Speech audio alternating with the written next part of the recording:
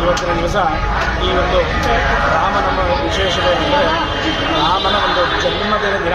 ಈ ವಿಶೇಷ ದಿನದಲ್ಲಿ ರಾಮನಿಗೆ ವಿಶೇಷವಾದಂಥ ಪಾನಕ ಮತ್ತು ಗೋಸಂಬೆಯನ್ನು ನೈವೇದ್ಯ ಮಾಡೋದ್ರಿಂದ ಭಗವಂತ ಸಂಪೂರ್ಣ ಸಂತೃಪ್ತಿ ಹೊಂದಿ ಹಾಗೆ ನಮ್ಮ ಒಂದು ಇಷ್ಟಾರ್ಥಗಳನ್ನು ಕೋರಿಕೆಗಳನ್ನು ಎಲ್ಲವನ್ನು ನೆರವೇರಿಸ್ತಾನೆ.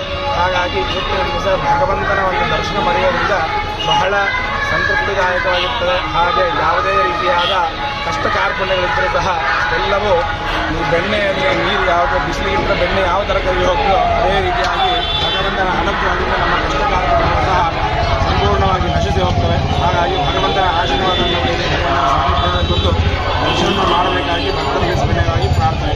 ಓಂ ಶ್ರೀರಾಮ.